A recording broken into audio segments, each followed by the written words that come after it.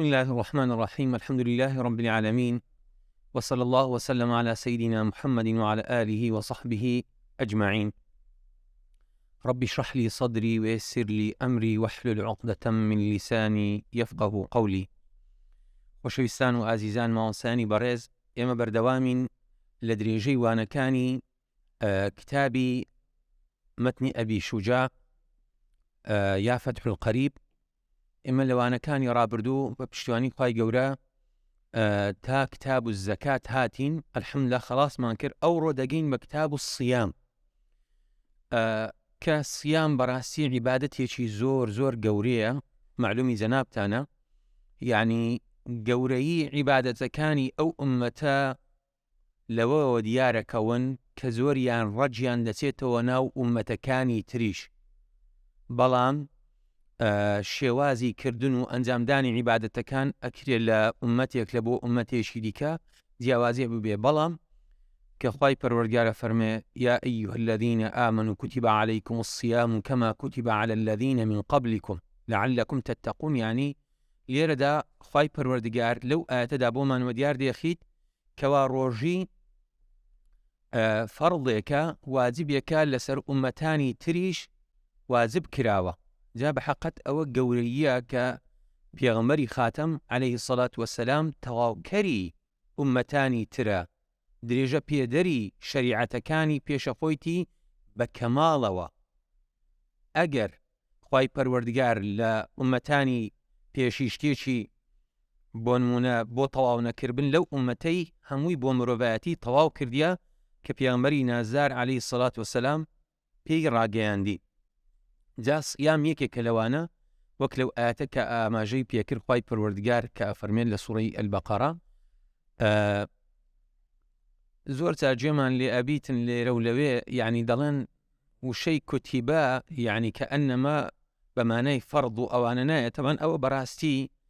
تێنەگەیشتنێکە و جەهلێکە، وەک عولەمای منطیقی گوتیان جەهلی مڕەکەب، نازانێ کە نازانێ. چونکە قورئان دەریایەکە بەڕاستی ئینصەح التەعبیر، یعنی لە دەریاش گەورەتە، بەڵام ئەگەر تەشبیهەکەمان دروست بێ و تەعبیرەکەمان لەجێی خۆ بیتن، مەلەوانی تایبەتی خۆی دەوێتن. هەر یەکێک لەولا قید بۆەوە و گوتی کاکە ئەو وشە لێرە بەو مانایی هاتیە و ئەوە ئەو مانایی ناداتن. قورئانی پیرۆز لە فەوقی زبانی عەرەبیشە، بەڵێ بە زبانی عەرەبیاتێ، بەڵام عولەما کاتێک تەعامولیان لەگەڵ مستەڵەحاتی قورئان کردیا، زۆر شتیان وەکو قورئان لێکدانەوە لۆ کردیە، نەک بەس بە لۆغەیەکی ڕوود، لۆغەیەکی سرف. چونکە لۆغەی قورئان تایبەتە، بۆیە دەبی ئاگادار بین. کوتیبە یعنی فڕیضە. جا تەبەن ئەوە باس و بابەتێکی دوور و بەردێژە، بەڵام زۆر جاریانی لە ڕەمەزانان خەڵکانێک هەن حەزەکەن دەستی خەڵکێکی دیکەش بگرن لە بۆ شوێنی گەرمۆکە، یعنی ئەو شوێنی کە حەزیان لێیە، ئەجینا و ئیشە ئیشی تونیە بابە. هەنی مە عولەمای عەبقەریمان هەبووە لەو ئومەتەی، هەموو شت ڕوون کرایتەوە، ڕوفع الأقلام وجفت الصحف، خلاص بوو. ئەو بابەتانە بابەتی عەسری نین جەنابەت بێ ئیجتیهادمان لۆ تێدا بکەی. چونکە هەندێک بابەتی عەسری هەیە لەوانەیە هێشتا مەشیەخەکان دارولئیفتایەکان قسەیان تێدا نەکردبێ، خەڵکێک لێرە و لەوێ سەردەردەینیت و قسەی تێدا ئەکا، بەڵام ئەو بابەتانە ثەوابتن لە ئیسلام، ڕوون بووینەوە. ئیتر عولەمای ئومەت بە فەقیه و بە مفەسیر و بە حافظی حەدیث و بە لۆغەوی و بە هەموو بە بەلاغی هەموو باس و بابەتەکانیان سپی کردێ دەست تا و دەست تا ئەو ڕۆگەیشە بەدەستی ئێمە. جالۆیە بە حەقەت دەبێ ئینسان ئاگادار بین، نەکەویتە داوی خەڵکانێکەوە بە خۆیان دڵیان نەخۆشە، بە حیسابی خۆیان دەیانوێت چارەسەری بەرامبەر بکەن، کەوە خەتەرێکی زۆر گەورەیە. سیام یاخود سەوم لە لۆغەتدا ئێمە لە سەرەتای هەموو کتێبەکان باسی ئەو بابەتەمان کرد، گوتمان هەر مستەڵەحێک، هەر وشەیەک کە وەرەگرین، عولەما دوو پێناسیان لۆ کردی، هەم لە ڕووی زبانەوانی، هەم لە ڕووی مستەڵەح واتە زاراوەی زانایان. گوتمان مستەڵەح وانای چیە؟ ئیصطەلەح العولەما على هذه الكلمة، یعنی سڵحیان کردیە. جا سەوم لە زبانی عەرەبیدا بە مانای ئیمساک دێت، خۆ دوورگرتن. خوای پەروەردگار کاتێکەوە بە مەریەمە ئەفەرمێتنها لە سوورەی مەریەم ئەفەرمێ ئینی نەذەرت للرەحمانی صوما فلن أكلم اليوم ئینسی ئەوە نیە، یعنی لێرانە دامە بەستی پێ خۆم بە دوورەگرم ئیمساک سەوم لێرانە بەمانەی ئیمساک دێتن لە ڕوانگەی شەرعیش کە لە ینی لەم مستەڵەحدا ئیمساک عن مفطر بنية جميع نهار قابل للصوم جا بە پێناسەی جیاجی هاتی واتە خۆ بە دوورگرتن لە هەموو ئەو شتانەی کە دەبنە مای بەتاڵکردنەوەی ڕۆژوەکە لەو ڕۆژەی کەوا شەرع دایناوە کە ئینسان بە ڕۆژی بێجای تر واجبە سونەتە کەفارەتە نەذرە هەموو ئەوانە کە دێن ئێستا چ شتێک دەبێت تەمای بەتاڵکردنەوەی ڕۆژوو. دەمان ڕۆژی عولەما زۆر لە زۆر ڕوانگەوە باسییان کرد. یەکێک لەو ڕوانگانی کە زۆر مهمە یعنی بە ڕۆژی بوون کە عیبادەتێکە پێغەمبەری خوا صلی الله علیه وسلم زۆر تەئکیدی لەسەر کردیتەوە تەنانەت ئێستا دەگەینێ ینی لە خلالی بابەتەکان ینی پێغەمبەری خوا صلی الله علیه وسلم حتا 2 فەرمودەی دەربارەی شەعبان هەنە. لەلایەک عولەما هەندێکیان دەڵێن لە نیوەی کە دەیگەینێ بە ڕۆژی نەبی لەلایەک عائیشە خوای لێ ڕازی بێ دایکی ئیماندارانە فەرمێ هیچ مانگێک پێغەمبەری خوا صلی الله علیه وسلم بە کاملی بە ڕۆژی نەبووە وەکو شەعبان بە هەردوو ڕیوایەتاتێ. مەبەست لێرەدا چێ پێغەمبەری خوا صلی الله علیه وسلم زۆر مواظەبەی لەسەر کردیە زۆر لەسەر ڕۆژی بەردەوام بووە. تەمان ڕۆژی وەکو گوتمان کە ڕۆژی داود مەشهورە بڵێن پێغەمبەرانی تر علی نەبینا علیهم الصلاة والسلام زۆر بە ڕۆژی بوون. جا عولەما ئەفەرمون ڕۆژیەک کە لەوانەی کەوا بەڕاستی چینی دەوڵەمەند وا لێ ئەکا بێتە ئاستی هەژاران کە دڵیان بسووتێ بە خەڵکێکی نەدار و نەبوو بێچارە کە دڵیان نەرم بیتن لە خلالی ئەو مانگی کە ئەو مەدرسەیە تێدا دەورەیەکە مەدرسەیەکە خولیەکە چیناوەنەی ئیتر وەی لێدێ هەست بە برسێتی ئەکاتن سەخاوەتمەند دەبیتن. زۆر لایەنیان باس کردیا کە معلومی جەنابتانە یانیەوە هەر وەکو بیرهێنانەوە کە خوای پەروەردگارە فەرمێ وەذەکر فەئین الذیکرا تەنفع المؤمنین چونکە بەرەو ڕەمەزانە چین بە حەقەت لە ئێستاوە ینی لە پێشوازی دابین. كتاب الصيام وشرائط وجوب الصيام 4 أشياء مرزكاني واجبوني روجو لسر هر فرديك لسر هر تاكيك تواشتا الإسلام بيقومان دبي أو كسا مسلمان بيتن واتا لسر كافر واجب نية وكل بابتكاني كش باسمان كرد وكافر كمسلمان بي جيرانو بو أو كاني كناكا بلام كسي كوا مسلمان بي وهالقريتو خوابنا من دا ئەو ڕۆژوەکانی لەسەر واجبن لە خلالی ئەو هەڵگەڕانەوەیە ئەگەر ئەوە بێتن بێتەوە مسلمان دەبی ڕۆژەکان قەضا بکاتەوە و نوێژەکانی بە هەمان شێوە عیبادەتانی لەو کاتی دەچن والبلوغ و دەبێ ئەو ئینسانە پێگەیش بێتن بلوغی بوو بێ بەڵام بەو مانایینا هەتا بلوغ یەبێتن ئەو منداڵە لەگەڵی تەعامل نەکرێتن بامە ئەو هەستە ناسکەی کە خەڵکێک زۆر جار پێمانە فرۆشیتن ینی بەداخەوە با بە هەستی ناسک چێ لە مسلمان هەست ناسکترە کە شەریعەت وا ئەفەرمێ کە پێغەمبەری خوا صلی الله علیه وسلم ئەفەرمێتن لەبارەی نوێژەوە لە 10 ساڵی وەک بڵێ زۆریان لێ بکەنەوە ناجا عولەما عینی دەفەرمون لە ڕۆژیشدا وەکو نوێژ لە 10 ساڵی دەبێت زۆریان لێ بکرێتن بە جۆرێک لەوەی کە پشتڕق دەرنەچن ئەو 3 ساڵانە ناوە ئەوە لەوەی ڕابێ بەڵێ لە بلوغ واجب ئەبێ گونا لەسەر منداڵ نانووسێ بەڵام چاکەی لۆ ئەنووسێ ئیتر بە هەمان شێوە ڕۆژیش بەو شێوازی نوێژ کە تەعاملی لەگەڵ ئەکرێ والعەقل و واتە ئەو کەسە دەبێ بیر و هۆشی تەواو بێ ینی کەسێک بێتن کە بەڕاستی عەقڵی تەواو بێ واتە شێت نەبیتن کەسێکی مغما عەلەیهی ینی لە هۆش خۆ نەچوو بێتن ئەبەو شێوازە چونکە لەو کاتەدا لەسەری نامینێتن یعنی جەستە لایەکە و عەقڵ و ئەوەش لایەکی دیکێ دەبی توانای عەقلی هەبێتن ئەو جارەکە مکەلەف بێ والقدرة على الصوم و توانای هەبیتن کەوا ئەو ڕۆژیە بگرێتن جائیتر لەبەر نەخۆشی بێتن لەبەر پیری بێتن واتە ئەو کاتە لەسەری واجب بێتن ئەگەر ئەو شتانە ڕێگر نەبوو دەبی بە ڕۆژی بێتن. وفرائض الصوم 4 أشياء أو مرزكان واتە کاتێک ئەو کەسە لەسەری واجب ئەوە مەرجە ڕۆژی بگرێتن ئەدی ئەگەر بە ڕۆژی بوو ئەو جا چ شتێکی لەسەر واجب ئەبێتن یعنی ئەو مەرجەکان لۆ چوونەناو ئەو عەمەلیەی ئەو عیبادەتەی کە بە ڕۆژیش بوو ئەو جار 4 شتی دیکە یەکەمیان ئەنیە واجبە نیەت بینیتن. طبعا نیەت و قەزد عولەما لێچیان کردیتەوە، هەمومان قەزدمان وایە، بەڵام دەبی نیەت لە دڵدا جێگیر بێ کە ئەتوو بە ڕۆژی ئەبی. طبعا لە مەزهبی شافعی دەڵێ دەبی لە شەودا نیەت بێتن، لە شەودا نیەت بێتن کە ئەتوو نیەتت وایە بە ڕۆژی ئەبی لە بۆ ئەو ڕۆژەی کە سبەینێ بە ڕۆژی ئەبی. طبعا لە مەذاهب جیاوازی هەیە، یعنی مەذهبی ئیمام ئەبو حەنیفە لە ڕۆژی واجبیش متەساهیلترە، بەڵام لە مەذهبی ئیمامی شافعی ڕەزا و ڕەحمەتی خوای لێ بێتن کاتێک کە بەیان بۆ نیەتت نێهێنابوو ئیتر ئەوە وەک بڵێن ینی ئەو ڕۆژە نیەتت نێهێناوە، ینی حساب کە نەقسی هەیە. بەڵام لە مەذهبی ئیمامی ئەبو حەنیفە تا لای نیوەڕۆ ئەوانە ئینسان ئەگەر هیچی نەخوار بیتن دەتوانی نیەت بینیتن. لە مەذهبی ئیمامی مالیک فتوایەکیە لە شەوی یەکەم دەتوانی هەموو نیەتەکەی بینی، هەموو نیەتەکەی لە شەوی یەکەم، بەڵام بەو مەرجەی کە تو نیەت توا بێ هەموو ڕەمەزانەکە ئینشاءالله بە ڕۆژی بی. جالوێ بە حەقەت ئینسان هەڵەستیتەوە دەچیتە تەڕاویح، ئێدە باشە تۆ کە ئەوەندەیە با لە هەر لە مەغریب کە بوو ڕۆژی شکان حتا طلوعی فەجر ئەوە مەجالی نێتهێنانە، مەرج نییە تو لە وەختی پاشیوێ نیەتی بینی. نیەت بینە لە دڵدا یاخود بەزار ئیعلانەکەی تەمەن ئەسڵ وایە لە دڵ بێتن، ئەسڵ لە نیەت مەکانی دڵە نیەت توا بێتن کەوا سبەینێ بە ڕۆژی ئەبی. والإمساك عن الأكل والشرب والجماع وتعمد القيء. چیدی کە فەرض و واجبە خۆ دوورگرتن لە خواردن و خواردنەوە و جیماع واتە بڵێن کۆبوونەوەی ژن و مێرد پێکەوە و خۆڕشاننەوە بە عەمدی، نەک کەسێک دەڕشێتەوە واتە بە عەمدی خۆی بڕشێنیتەوە، ئەوەش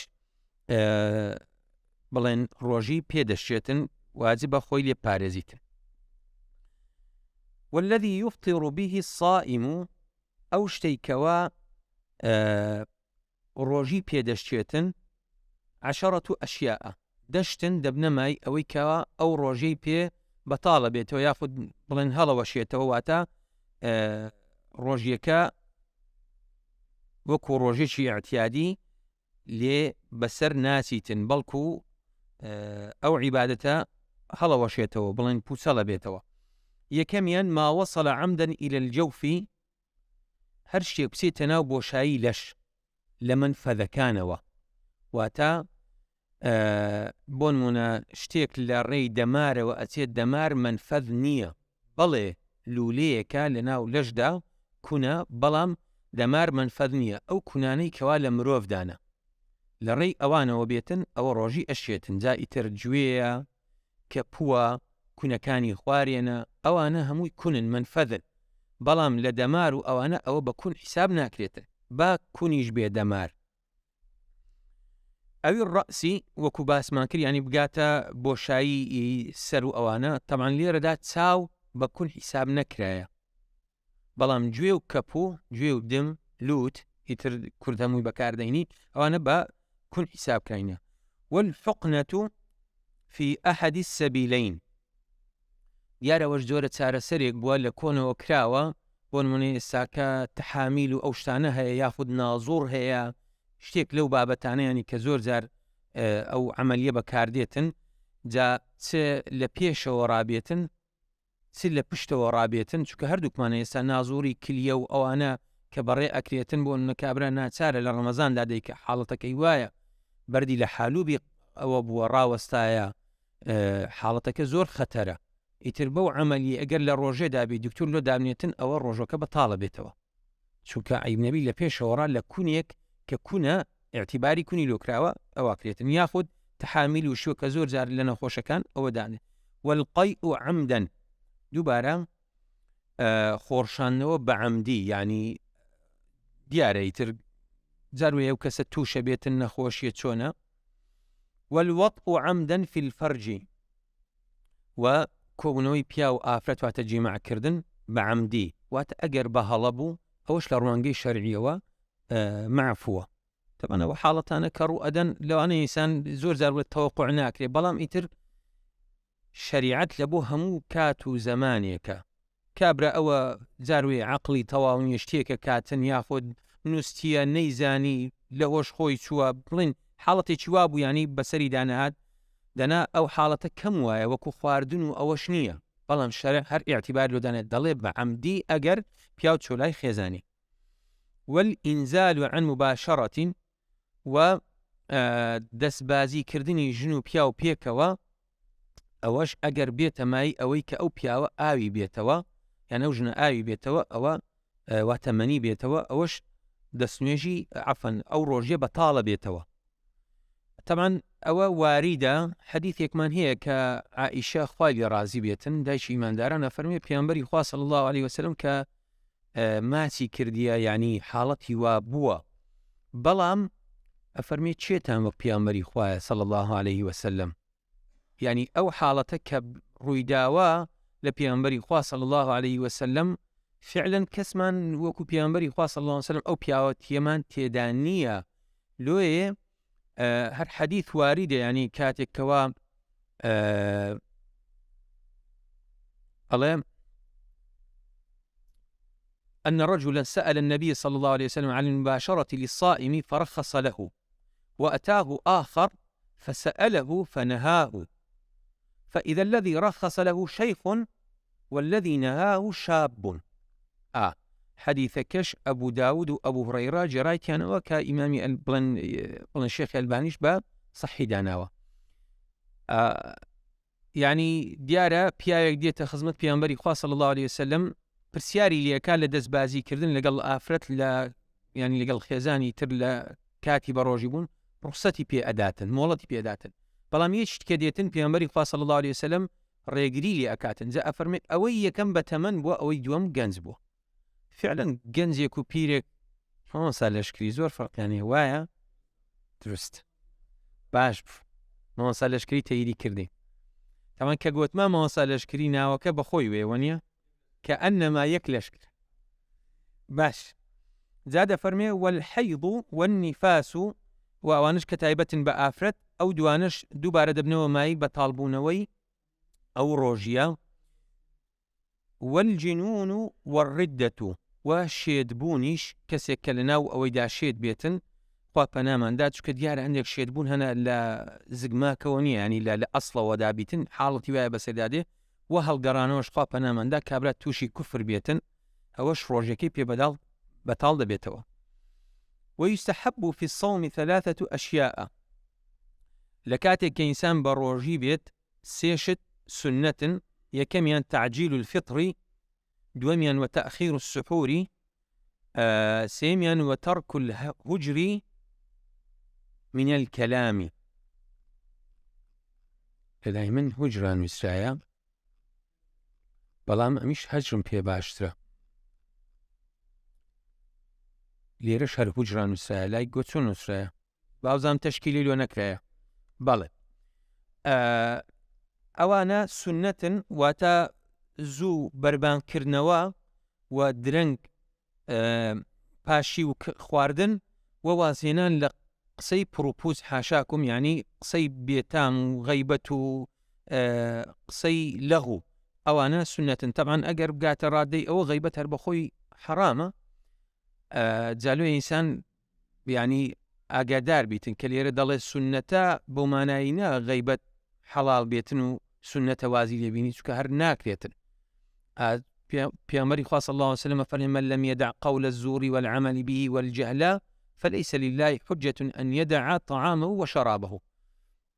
وكاتێکەوە شەڕیان لەگەڵ کرد بڵێ ئەمن بەڕۆژیمە یعنی ئەوانە هەمووی دیارە حەدیثیان لەسەر هاتێ بەڵام حەدیثێک لێرانە پێغەمبەری خوا صلی الله عليه وسلم فەرمێ إنا معشر الأنبياء أمرنا أن نؤخر سحورنا ونعجل فطرنا وأن نمسك بأيماننا على شمائلنا في صلاتنا كحديثك ابن حبان جرايته وألبانيش بصحي دانايا فەرمێت ئێمەی پێغەمبەران فەرمانمان پێکراوە کەوا پاشی و درەنگ بخۆین و بەربانگ زوو بکەینەوە و دەستی ڕاستمان لە سەرچەپ دابنین لە ناو نوێژدا ئاجا ئەوە سنەتی پێغەمبەرانە نوێ بە حەقەت زۆر زار ساڵانیش بەداخەوە دەبیتە کێشە لەسەر طلوعی فەجر و ئەوانە کە لە نوێژیش کتاب الصەڵاتیش باسمان کرد ئیمامی قورتوبی کە لە حەفسەتەکانوانەیە وابزانم 600ەکانی تر ئەڵێ ئەو کاتی ئەو کێشە هەبووە بەڵام ئەو کێشەمە خەتەعامەکەی وەرەگرین کە عولەما لە سەرینی ئیتر کە ئەوەی ئێستا کە ئەمە لە سەرینی هەر بەو شێوازە هاتیە لێ پێویستە کە ئەوەندە درەنگ بخورێتن کە بگەینە ناو خیلاف و ئایا تڵوع بووە لەسەر ڕەئیەک و نەبووە ئەوە دیارە ئێستاکە کە ئومەت لە سەریتی. دوایە دەفەرمێت وەیەحڕم صیام 5 ئەیام حرامە بە ڕۆژیبوونی 5 ڕۆژان العیدان یەکەم و دووەم واتە هەردوو جێژنی ڕەمەزان و جێژنی قوربان و ئەیام التەشریق الثلاثة هەر 3 ڕۆژەکانی کە ئەیام التەشریق ئەمە جێژنی قوربان بە 4 ڕۆژانن بەڵام لە ڕاستیدا جێژنی قوربان 1 ڕۆژە 3 ڕۆژەکانی کە پێگوتێ ئەیام التەشریق. ئەوجا فەرمێ وەیوکڕەه صەوم طبعا جالێرانە ئیمامینەوەی قسەیەکیە دەفەرمێ ئەوانەی کەوا عادەتی تیان ئەیام التەشریقیش دەتوانن پێبن. طبعا ئەوە فقه عادەتەن لە فڕوع وەکو ئوسوڵ نییە ڕای و بۆچوونی جیاجیا ئەبن هەر لە مەذهبی شافعی زۆر جاروەیە ڕئی جیاجیا ئەکەوێتە بەرچاو. ويكره صوم يوم الشك إلا أن يوافق عادة له مكروه إنسان لروجي شك بون منسى وشعبان روجي آخيري آية روجي يكمي رمضان يان روجي تكميلي شعبان أو يوم شكانة بروجي مگر كسيك عادتي وابو همو حفتيك دوشم و پێنجشەمان بروجي بو يان روجك نايكي بروجي أبو یان قەرزی لەسەر مابوو یان نەذری لەسەر مابوو کەفارەت ئەوە جیاوازە. بەڵام ئەگەر بە ئارەزووی خۆی پێبیتن ئەوە حتا عولەما دەفەرمون مەکروهی تەحریمیە. تەمان لە مەذهبی شافعی کەمتر وایە لە مەذهبی حەنەفی لە بابەتی ئەحکام کە دەبێت تەنزیهی و تەحریمی بەڵام دەفەرمون حتا دەگاتە ئاسی مەکروهی تەحریمی نەک تەنزیهی. ومن وطئ في نهار رمضان عامدا في الفرج فعليه القضاء والكفارة كسيك بعمدي تشولاي خيزاني لقلي كوبو واتزماعي كرد أو لسريتي كوا هم روجك قضاء كاتوا وهم كفارة جبدات. كفارة كيتيا وهي عتق رقبة مؤمنة يعني ئازادکردنی کۆیلەیەکی مسلمانە تەمەنە گەر هەبوو کە ئێستا کە زەحمەتە فإن لم يجد فصيام شهرين متتابعين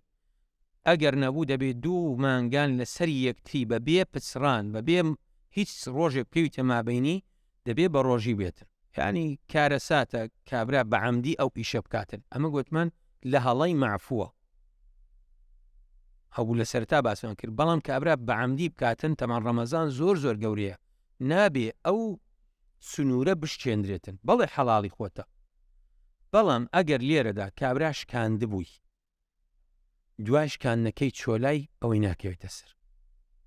بەڵام ئەگەر بە وەتە شکاندی بە جیماع شکاندی بە عەمدیش نەک بە هەڵا ئەو کەفارەتەی دەکەوێتە سەرێ. فإن لم يستطع ئەگەر هاتوو نەیشی توانی بۆن منە 2 مانگان لە سەرێکتی چکە بەڕاستی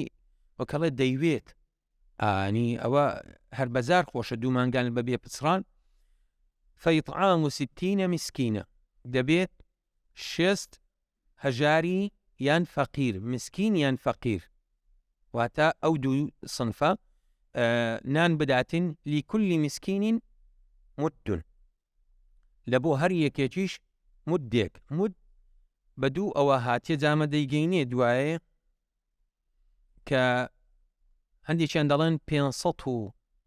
غرامە هەندێکیان دەڵێن 650 غرامە ئیتر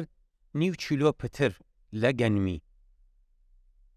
یان بە نرخەکەی بەڵام بە نرخەکەی ئەگەر بداتن ئەوە دەکەوێتەوە مەذهبی ئیمام ئەبوو حەنیفە. مەذهبی ئیمام ئەبوو حەنیفە ساع و مودی گەورەترن بۆیە دەبێ ئەو کاتی ئاگادار بیتن نابێ قرسانەکە بەو شێوازە بێت. ومن مات وعليه صيام من رمضان أطعم عنه لكل يوم مد کەسێک وەفاتی کرد ڕۆژی مانجی ڕەمەزانی لەسەر بوون نەیگیربوونەوە ئەوە لە بۆ هەر ڕۆژێک عینی وەچیوی مدێک لە گەنم ئەدرێتن بە هەژارێک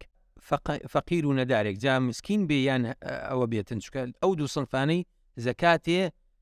کە 8 سنف بوون ئەو دوو سنفانە ئەو کەفارەتیان پێ ئەدرێتنیان ئەو فیدیە لە بۆ هەر ڕۆژێک مودێکە دێتێ بەڵام کەسێک بۆ نمونە مانجی ڕەمەزان دێتن دوای مانجی ڕەمەزانێ هەر نەخۆش بوو نەخۆشیەکەشی پێی وەفاتی کرد نەیتوانی بگریتەوە یاخود نەیگرت لە مانجی ڕەمەزانێ بە هەر هۆکارێک بوو سەفەر بوو چ بوو دوای ڕەمەزانی مباشر نەیتوانی فرسەتی ئەوەی نەبوو ئەوە عەفوە لەو لە بڕدانەی کە فیدیە لە بڕی بدرێتەوە لە بۆ ئەو ڕۆژەی کە چووە ئایا کەسێک دەتوانی لە بڕی کەسێک بگریتەوە چکە زۆر جاروەیە لە کوردەواری دەبینی کە کەسێک وەفاتی کرد خزمەکانی یان ئەوانەی کە زۆریان خۆشەوێ لە دۆست و نزیکەکانی دەڵێ من نوێژەکانی دەجێڕمەوە ئەمن ڕۆژەکانی دەجێڕمەوە چکە عاتیفە و کاتی زۆر بەرزە بێتن و خۆشەویستیش بە حەقەت دێتە گۆڕێ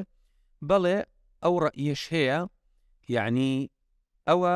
ڕەئی نوێتی لە ڕەئی کۆنی ئیمامی شافعی کە عولەما ئەوەشیان بەپەسەند داناوە دەڵێن حەدیثەکەی بەهێزترە کە ئیمامی بوخاری موسلیم جێڕایتیانەوە پێغەمبەری خوا صلی الله عليه وسلم فەرمێ من مات وعليه صيام صام عنه وليه بەڵام وەکو واجب نا صام عنه وليه واتە هەر کەسێک مرد کە ڕۆژی لەسەر بوو ئەوە کە سوکار و نزیکەکانی یاخود کەسێکی بێگانە دەربارەی ئەو عائیلەی بەڵام بە ئیزنی کە سوکاری دەتوانی ڕۆژی لەسەر بگریتەوە تەمان لەسەریان واجب نییە بەمانەی لەسەریان واجبی بەجێرە و حەدیثەی چکە خوای پەروەردگارە فەرمێ وەلا تەزیڕ وازیڕەة ویزر ئوخرى ئەو نەسی ئایەتە بەڵام دەتوانن واتە ئێستا لێرانە لە مەتنی ئەو کتابەی باسی ئەومان کرد کە لە بۆ هەر ڕۆژێک مودێک ئەدا بەڵام ئەو ڕەئیە شواریدا کەوە ڕەئی کۆنی ئیمامی شافعیە چکە مەذهبی ئیمامی شافعی کە معلومی جەنابتانە ڕەئی کۆن و نوێی هەیە جا لە هەندێک ڕەئیان علەمای مڕەجیح بۆ نمونەیەک لەوانەی ئیمامی نەوەوی لە مەجموع شەری مهذب یاخود لە بڵێن ڕەوضەی و علەمای دیکەش کاتێک کەوا بە دوواداچوونیان لە بۆ دەقەکان کردیا دیتیتیان جاروە بۆ ڕەئی کۆن بەڵگەکەی بەهێزتر بوو ئەجا ئەوە واریدە ینی چکە زۆر جاروێ لە ناو کوردەواری ئەو شتە هەیە ینی ڕۆژی لە باتی گرتنەوە بەڵێ دەقێکی سەحیحمان هەیە و هەر لە علەماش باسییان کردیە والشيخ من عجز عن الصوم يفطر ويطعم عن كل يوم مدة پیاوێکی بەتەمەن ئافرەتێکی بەتەمەن کاتێک کە بێتوانایە لەوەی ڕۆژی بگرێتن توانای نییە ینی ئەو حاڵەتانە ڕوئەدەن ڕۆژی دەشتێنێ بۆی هەیە لە ڕوانگەی شەرعی و لە باتی هەر ڕۆژێک مودێک ئەداتن والحامل والمرضع ئەو ئافرەتەی کەوا دووجیانە و ئەو ئافرەتەی کە شیردەرە منداڵی هەیە شیریەداتن حتا علەما باسی ئەوەیان کردیە ئەگەر بێت و بە ئوجرە بداتن یان بە تەبەڕوع تەبەن ئەوە جاران ئەو شیری قۆدی و ئەو شتانە نەبووە لێ شیر کە نەبووە جاروە بۆ یەک داک بوویتە داچی ئومەتێ یعنی چەندین عائیلە پەیوەندی شیر و شیربایی و بڵێن شیرخۆری لە مابەینیاندا هەبووە ماشەڵڵا ئەو هەموو خوشک و برایان لۆ دروست بووینە لێ زۆر جار دەڵێ کاکە وەڵای ئەو نیکاحە هەڵوەشاوە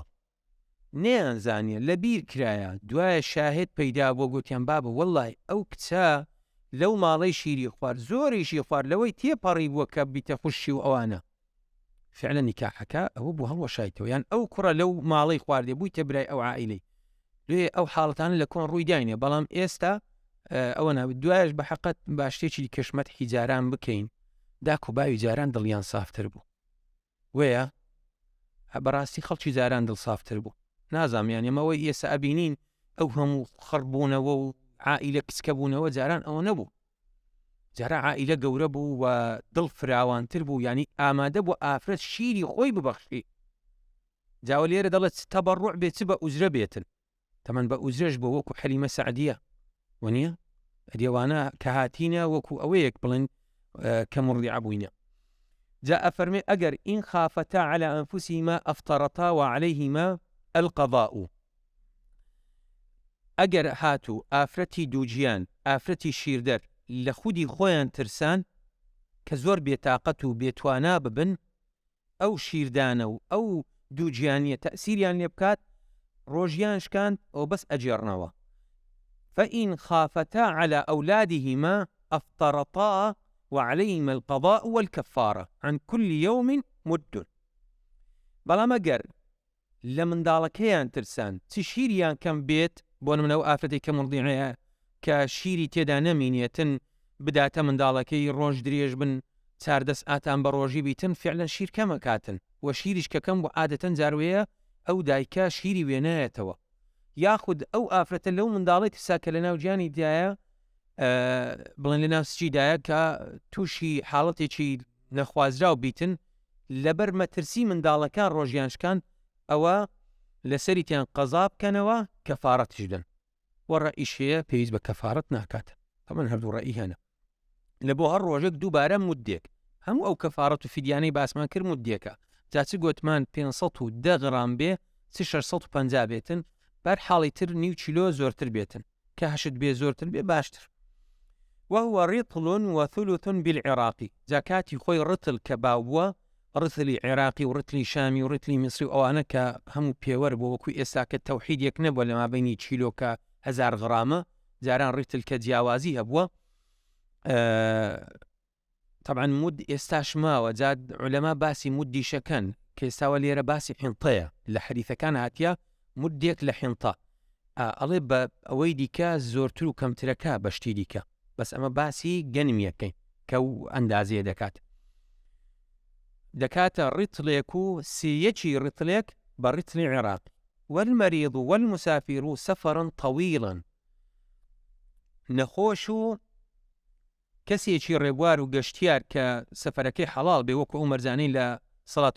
ئەوەم باسمان کرد قەسر و سەڵاتوانە،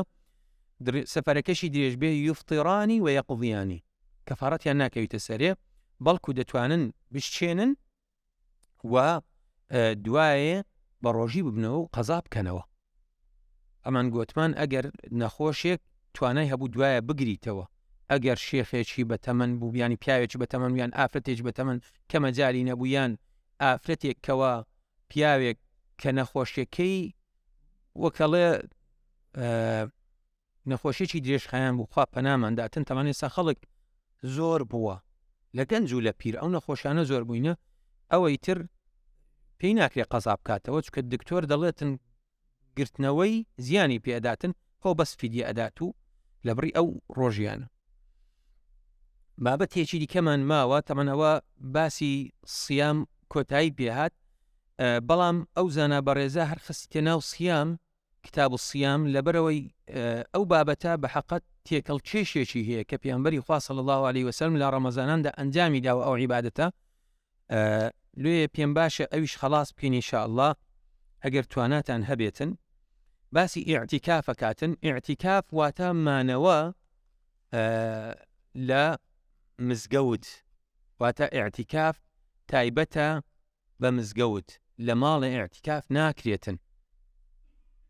ئەو جۆرە عیبادەتە کە ئەهلی تەسەوف و عوزلە و خەلوە و ئەوانیان پێگوتی ئەوانە نابنێ ئیعتیکاف. ئیعتیکاف پەیوەستە بە مزگەوتێ. ئیعتیکاف واتە مانەوە لەسەر الإقامة على الشيء من خير أو شر، مانەوە لەسەر کارێک کەوا چاکە بێ خراپە بێتن، وەکو لانی لۆغەوی لە ڕووی شەرعەوەش لبث بمسجد من شخص مخصوص بصفة مخصوصة، واتە مانەوەیە لە مزگەوت کەسێکی کە پێ هەڵبسێتن بەو عیبادەتە بەو تایبەتمەندیانەی کەوا ئێستا دەچینە خزمەتی. دەفەرمێ الاعتكاف سنة مستحبة. سنەتە تەمان ئەوە عیبادەتێکە کە پێغەمبەری خوا صلی الله علیه وسلم ئەنجامی داوە، واتە واجب نییە، بەڵام شتێکی باشە ئینسان پێ هەڵبسێتن. تەمان ئیعتیکاف بە کەمترین ماوە کە عولەما باسییان کردیە، ینی ئەمە باسی لە ڕوکنەکانی نوێژ باسی ئیطمئینان کرد، طمەئنینە، یعنی لە ناو نوێژدا لە هەر ڕوکنێک کە تووڕا ئەوەستی بەشی ئەوەندەی کە ئەندامەکان لە زوڵە بکەون، بەوەندەی ئەگەر ئیعتیکافت لە خۆ نەزر کرد بێ بەس بتگۆت بێ ئیعتیکاف کە لە مزگەوتی بەوەندەی لا ئەچێ، بەڵام ئەگەر بتگۆت بێت 2 ساعات 3 ساعات ئەو دەبی ئەوەندەی بمینیەوە. جا ئێستا باسەکەین چۆن بەتاڵە بێتەوە بەتاڵ نابێتەوە چکەوە لەسەر خۆت نەزر کردە. سنەتێکی پیرۆزی پێغەمبەرە صلی الله عليه وسلم وله شەرطان دوو مەرجی هەیە النیە بە نیەتی اعتیکاف لەناو مزگەوتدا بمینێەوە واللبث في المسجد و مانەوە واللبث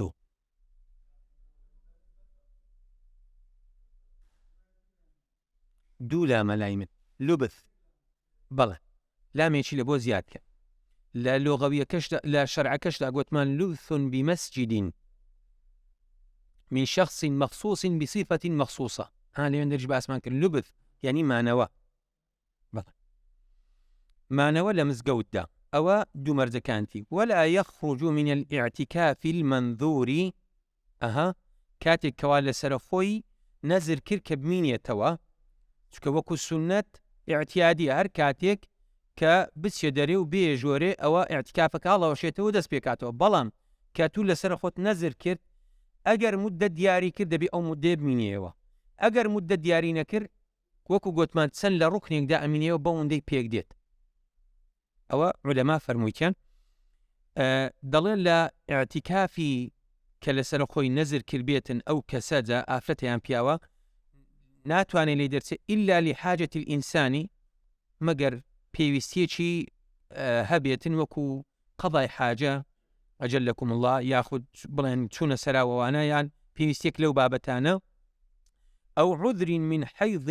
یان ئافرەتە بۆ تووشی حەیضە بێتن چکە کات و ساتی دیار نییە جاروێ لەو کاتاکەویتێ ئەو مەرەض لا يمكن المقام معه یاخود تووشی نەخۆشیێکی وا بێتن تووشی تاولەرزێک بوو بۆ نمونە لە حاڵەتێک لە ڕەمەزاندا کردی زۆر جاروێت تووشی و شتا بێتن تووشی سەرما بوو نەخۆشیێکی واکەوان نەی دەتوانی لەگەڵی مینێتەوە ئەوە دەتوانی بەو سێ مەرزانە لە ئیعتیکافی کە لەسەر خۆی نەزر کردبێت لەسەری بوو بێتە واجب